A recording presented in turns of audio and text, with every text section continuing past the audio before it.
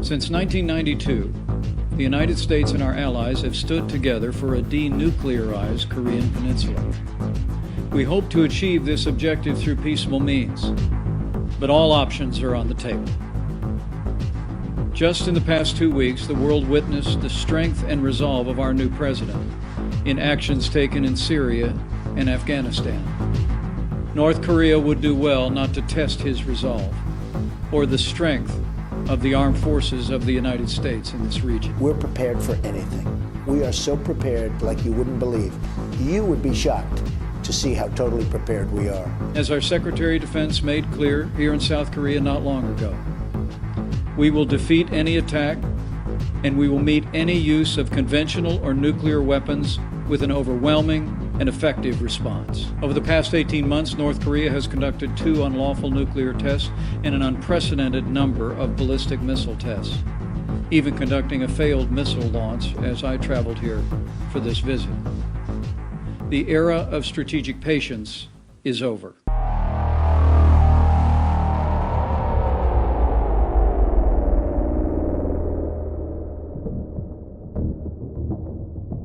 Make no mistake, any attack on the United States or our allies will be defeated.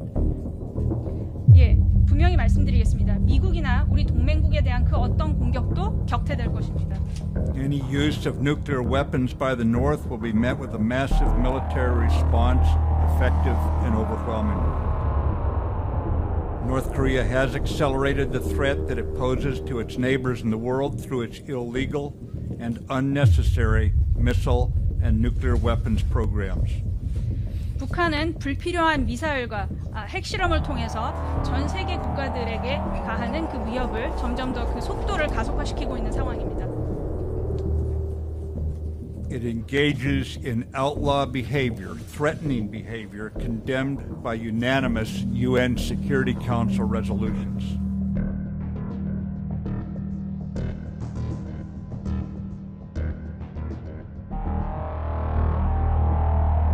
Phil, I cannot imagine, in light of Kim's expanded outlaw activities that the world's experienced, observed over this last year or two, I cannot imagine a condition under which the United States would accept North Korea as a nuclear power.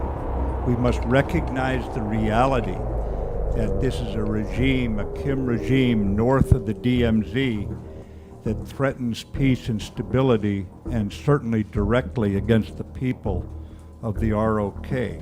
So our combined effort is to deter that sort of threat, or to have military options, many different military options, that would realistically reduce that threat as low as possible. And yes, we do have those options.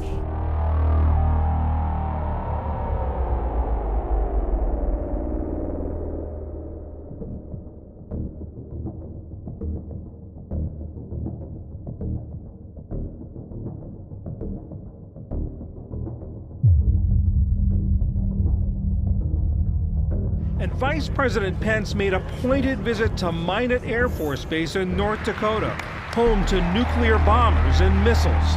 Anyone who would threaten our nation should know that America always seeks peace.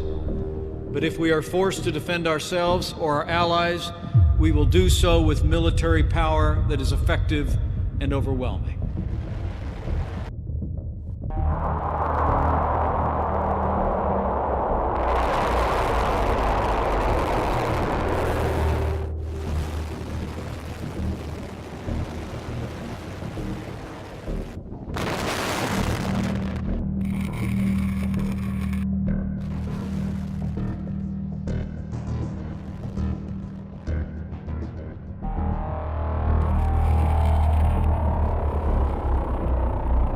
look at it from the North Korean perspective, they have always believed that nuclear weapons would be the key to peace and stability in this region by preventing the United States from, in their view, bullying them. They feel if they can prove they have an effective nuclear deterrent, then perhaps the U.S. will try to talk instead of trying to impose sanctions and making military threats. But the real fear and the growing fear is that if North Korea actually goes through with this kind of a nuclear test, which does seem increasingly likely, the results and the response from the United States, unknown.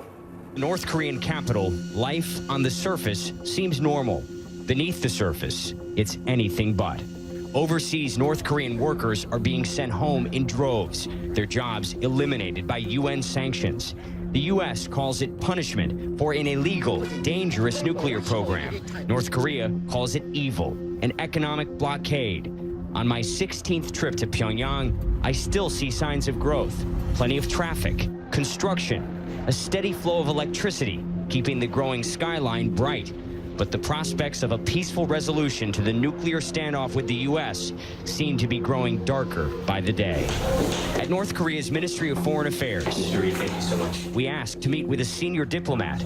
Lee Yong-pil agrees to talk, but the mood is tense. His anger at the U.S.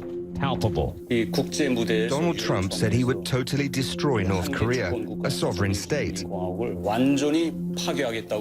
He's referring to the U.S. president's fiery speech at the UN last month when he personally insulted a fellow head of state. Rocket Man is on a suicide mission for himself and for his regime. North Korean leader Kim Jong-un fired back, calling President Trump's behavior mentally deranged. North Korea's foreign minister made a threat that alarmed even longtime Korea watchers. This could probably mean the strongest hydrogen bomb test over the Pacific Ocean. Some analysts have accused North Korea of bluster, saying they haven't yet achieved full nuclear capability. And if they go to war, they risk total destruction. But the North Koreans warn the U.S. not to underestimate their resolve and their growing arsenal. Should the world prepare for North Korea to detonate a nuclear device above ground? The foreign minister is very well aware of the intentions of our supreme leader, so I think you should take his words literally. U.S. and North Korean officials tell CNN diplomacy has broken down, pushing two nuclear powers dangerously close to military conflict. The U.S. is talking about a military option and even practicing military moves. They're pressuring us on all fronts with sanctions. If you think this will lead to diplomacy, you're deeply mistaken. So then I ask, what needs to happen for diplomacy to resume? The U.S. needs to understand our new strategic power and fundamentally eliminate its hostile policy towards the DPRK. He says North Korea's leader is following through on a pledge to reach a nuclear balance of power with the U.S., which they say will lead to peace and stability. Even as many around the world worry, the end result could be the exact opposite.